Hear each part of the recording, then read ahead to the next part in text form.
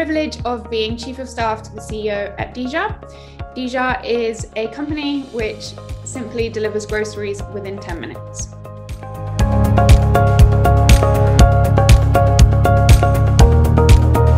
Yeah, so I think in terms of career trajectory, I actually studied fashion, which was what I really wanted to do.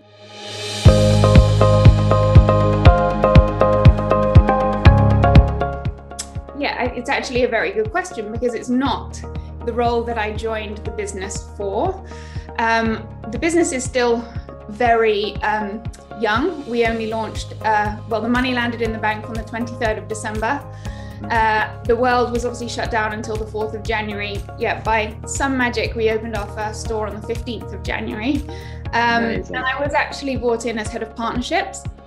That said, because we were so few people, Alberto, the CEO, spent a lot of time helping me with partnerships.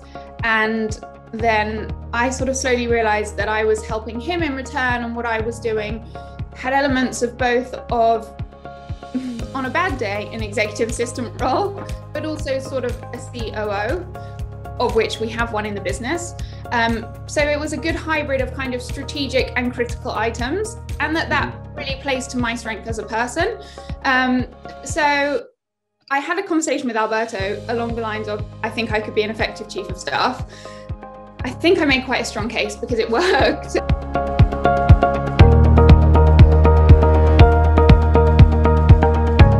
Oh, I'm just always doing podcasts and chilling out with you. Yeah, I mean, as a retail business, we try and have quite a good structure in terms of meetings, knowing where we're at, data points. We move fast. There is always a new store, something to know about. And we have recently launched in France and Spain.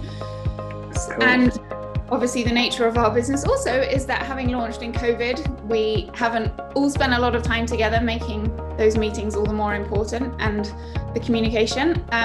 So my mornings quite often are spent in meetings, and I will sit in as many as I can because it helps to, draw the dots between various elements of the business that again might otherwise be missed in an office where you can overhear things. Yeah. So yeah, a lot of times on meetings, otherwise prioritizing things. I have 3 brackets: done, delegated, or deferred. I like that. That's where I put everything. And yeah, I think the other big element or time that I spend is with Alberto, being essentially his thought partner.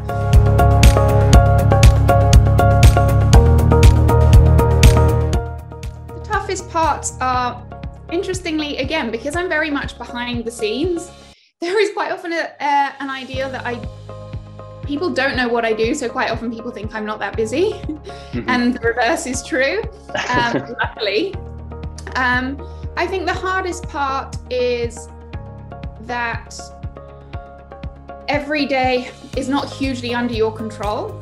That's partly true of any startup, but all the more so when you're playing a role where you are kind of at someone's disposal. And if and when the business needs changes, you're the person that has to respond. So I found myself recently in HR, which let me tell you is the least suited part of the business of my personality. Yet somehow, I've got there. And actually there's been quite a big benefit because of course that's how you continue to learn, you continue to grow. It's the benefit attached. I get to see all elements of the business, to dip my toe in.